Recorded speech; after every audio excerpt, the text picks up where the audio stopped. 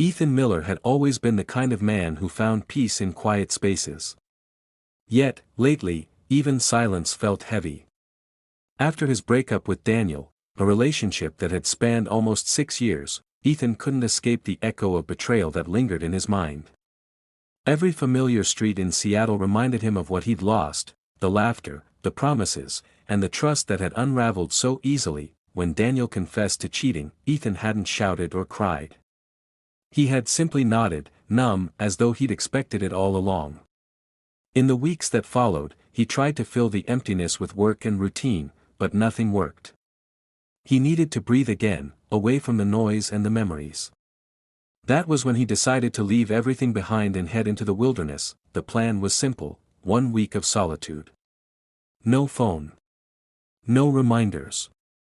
No one to talk to but the trees. He loaded his old Jeep with camping gear, a journal, and enough food to last him the week. As he drove toward the mountain trail, he felt the city's concrete weight begin to fade. By the time he reached the forest entrance, the hum of traffic had disappeared completely, replaced by the whisper of the wind moving through pine branches. Ethan set up camp beside a lake that mirrored the sky like glass. It was early afternoon, and sunlight flickered through the leaves, painting golden shapes across his tent. He stood still for a moment, breathing deeply. The crisp air filling his lungs felt like medicine. The water rippled gently against the shore, and for the first time in months, Ethan felt something close to calm. That evening, he built a small fire. The smell of burning wood carried him back to childhood summers, when his father used to take him fishing in Oregon. Those were simpler times, before love had become so complicated, before trust had turned fragile. As the flames danced, Ethan opened his journal and wrote a few lines, not about Daniel, but about himself. About wanting to remember who he was before the pain. The night came quietly. Stars scattered across the sky, shimmering with a beauty that almost hurt to look at. Wrapped in his blanket, Ethan listened to the sounds of the forest: crickets, rustling leaves, the distant hoot of an owl. Each sound reminded him he wasn't entirely alone, even here. But loneliness wasn't what scared him. What scared him was the thought that he might never trust anyone again. Sleep came slowly. Dreams drifted between memories: Daniel's smile at a crowded cafe, the sudden confession, the silence that followed. When he woke before dawn, the world outside was tinted in silver light. Mist hovered above the lake, and for a moment, Ethan watched it swirl and dissolve, like ghosts finally finding rest. That he brewed a cup of instant coffee and sat by the water, watching the surface reflect the soft blush of morning. A feeling of renewal brushed against him, faint but real. Maybe this trip was exactly what he needed, not to forget Daniel, but to forgive himself for staying too long in something that was already broken. As the sun rose higher, Ethan decided to take a short hike. The trail curved through tall grass and wildflowers, each step crunching softly beneath his boots. He felt lighter somehow, his thoughts clearer. When he returned to camp an hour later, he noticed something new: a blue tent had appeared a short distance from his own. It was neatly set up, the kind of precision that suggested experience. That he hesitated for a moment, unsure how to feel about having a neighbor out here. He'd come for solitude, after all. But curiosity flickered through him. Whoever it was hadn't made much noise. Just as he turned back toward his own tent, a figure emerged from the trees, a man carrying a water jug, wearing a sun-faded cap and an easy smile. Their eyes met briefly. The stranger nodded in greeting, and Ethan, surprised by the unexpected warmth in that small gesture, nodded back. As the day wore on, Ethan found his thoughts drifting toward the man by the blue tent. He couldn't explain why. Maybe it was simply the novelty of another human presence in all this emptiness. Or maybe it was something quieter, something he hadn't felt in a long time, a spark of curiosity. That night, as he sat again by the fire, he caught himself wondering who the stranger was and what had brought him out here alone. The flames crackled softly, echoing his own unspoken thoughts. Ethan smiled faintly to himself, realizing he hadn't thought about Daniel all day. For the first time in months, he wasn't running from his past. He was walking towards something new, though he didn't yet know it had already arrived. Ethan woke to the soft light of dawn slipping through the thin motel curtains. For a moment, he didn't remember where he was. The quiet hum of the air conditioner, the faint scent of rain-soaked asphalt, and the unfamiliar weight of someone breathing nearby slowly brought everything back. Michael was sitting by the window, fully dressed, staring at the road outside. His expression was unreadable, part fatigue, part contemplation. The tension of the night still hung between them, heavy and unspoken. "Morning," Ethan said, his voice low, hesitant. Michael turned, managing a faint smile. "Morning. Coffee's terrible, by the way." Ethan sat up, rubbing his eyes, grateful for the normalcy of small talk. "I'll survive," he murmured. But inside, nothing felt normal. Michael handed him a paper cup from the small table. "We should get going soon. The client's expecting us before 10. "Right," Ethan replied, focusing on the steam rising from his cup. The silence that followed wasn't uncomfortable, just fragile, as though one wrong word could shatter the thin understanding they'd built overnight. When they stepped outside, the rain had stopped. The air was crisp, carrying the scent of wet soil and pine. Ethan loaded their bags into the car while Michael checked his phone. He spoke briefly with Sophie, his wife, his voice softer than usual.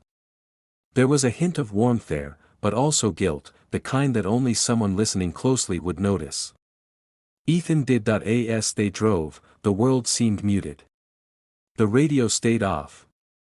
The hum of the tires filled the space between them. Ethan wanted to speak, to say something that might ease the quiet, but every phrase felt wrong. Finally, Michael broke it. "About last night," he didn't finish the sentence, letting it hang in the air. Ethan's hands tightened slightly in his lap. "You don't have to explain." Michael glanced at him, eyes sincere but troubled. "I think I do. You're a good person, Ethan. I shouldn't have blurred that line. You were just kind enough to listen." Ethan nodded slowly. "And you were honest. I don't regret that." Michael exhaled, as if relieved but not entirely at peace. "It's strange," he said quietly. "Sometimes you spend years beside someone and still feel unseen. Then someone else looks at you once, and it's like you exist again." Ethan turned toward the window, watching the fields roll by. "Being seen isn't the same as belonging," he said. "Maybe that's where people get lost." Michael didn't reply, but his silence was thoughtful. When they reached the client's office, they both slipped effortlessly into their professional selves. Handshakes, presentations, numbers, all crisp, rehearsed, distant. From the outside, no one would have guessed that beneath their polished composure, something fragile trembled. By late afternoon, the deal was signed. Success, at least in the way the company would measure it. As they drove back toward the city, the mood lightened slightly. They shared small jokes again, the kind that made the world seem simple for a few minutes, but as the skyline appeared on the horizon, reality returned. At the office parking lot, Michael cut the engine. Neither moved to open the door. "I'm transferring to the New York branch next quarter," Michael said suddenly. "I was going to tell the team next week, but you should know first." Ethan blinked, caught off guard. "That's great. A big move." "Yeah," Michael said quietly. "A new start." He looked at Ethan, then really looked, as though memorizing his face. "You'll do fine here, Ethan. You don't need me to guide you anymore." Ethan smiled faintly, though his chest ached. "I learned a lot from you. More than you know." Michael nodded, eyes steady. Then it wasn't all for nothing. They exchanged a handshake that lingered just a moment too long, professional, yet filled with all the words neither dared to say. As Ethan watched him walk away, he realized how little control people truly had over connection. Some bonds weren't meant to last, they were meant to awaken something within, and then fade quietly, leaving lessons behind. Weeks later, an email arrived in Ethan's inbox. A single line from Michael. "Take care of yourself, Ethan. Keep doing what you love, just make sure it still feels like you." Ethan read it twice, then closed his laptop, a small smile touching his lips that he looked out the window of his apartment, the city lights flickering like distant memories. He thought about the drive, the rain, the motel, and how one night had quietly rewritten the way he understood closeness. That it wasn't love. Not really. It was something deeper, a mirror held up to the loneliness they both tried to hide. Ethan exhaled, feeling both lighter and heavier all at once. Sometimes, he thought, the people who cross our paths aren't meant to stay, they're meant to remind us who we are when the silence falls. The screen faded to black. The storm ended just before dawn, leaving the ranch washed in a soft, silver light. Ethan stepped out of the barn, inhaling the scent of wet earth and pine. The world felt quieter, as if the night's relentless rain had scrubbed away something heavy inside him. But clarity, he realized, was rarely gentle. It showed up like sunlight, unavoidable, revealing, and sometimes painful. Caleb approached with 2 steaming mugs, offering one without a word. Ethan accepted it, grateful for the warmth. They stood by the fence, watching the horses stir in the early light. Ember lifted her head first, her calm gaze settling on Ethan as though she recognized the weight he carried. "You didn't sleep," Caleb said softly. Ethan shook his head. "I kept thinking about Darren. About everything I haven't been saying." Caleb folded his arms against the cold breeze. "Truth doesn't disappear just because you avoid it." Ethan knew he was right. The emotional distance he had been trying to outrun wasn't new, it had been growing for months in quiet increments. Caleb had simply held up a mirror, with a steadying breath. Ethan finally tapped his phone screen and opened Darren's voice message. Darren's tone was softer than Ethan expected, threaded with regret. "I know we haven't been ourselves. I know I pulled away first. I want to fix things, Ethan, if you still want that too." The message ended, leaving Ethan suspended between the familiarity of the life he knew and the unsettling honesty he was discovering here. Caleb didn't ask what Darren said. He simply watched Ethan, giving him room to choose. That silence felt more supportive than any reassurance. "I owe him a conversation," Ethan said at last. "You owe yourself honesty," Caleb replied. "Start there." Ethan moved away from the fence, pacing slowly as he dialed Darren's number. The line clicked, and Darren answered almost immediately, breathless, like he had been waiting all night. Their conversation unfolded with a fragile sincerity neither of them had reached in months. Ethan spoke first. "We've both stopped trying, Darren. We've been pretending everything's fine when it isn't." Darren hesitated. "I know. I just didn't want to lose you." "You didn't lose me," Ethan said quietly. "I drifted away before I even realized it. And that's not your fault. But we can't keep going like this." The silence between them felt final, not in anger, but in acceptance. Darren exhaled shakily. "Do you want to come back home?" Ethan looked out at the ranch, at Ember grazing peacefully, at Caleb waiting a respectful distance away. "I need time," he answered. "Time to understand who I am without all the noise." Darren didn't argue. He simply said, "Okay. I'll give you that." When the call ended, Ethan felt a mix of grief and relief.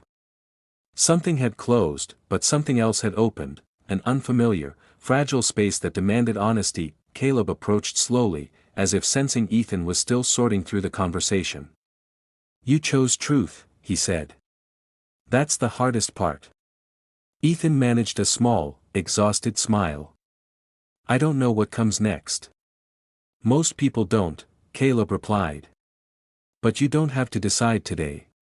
He guided Ethan toward Ember's stall. The horse lifted her head and nudged Ethan's shoulder gently, as if acknowledging his shift. Caleb rested a hand on the gate. "You came here looking for a horse," he said, "but maybe what you really found was a moment to breathe." Ethan stroked Ember's mane, feeling a rare sense of steadiness. "Can I stay a little longer?" he asked. "Not forever. Just long enough to figure out who I'm becoming." Caleb nodded without hesitation. "This ranch has room for anyone willing to face themselves."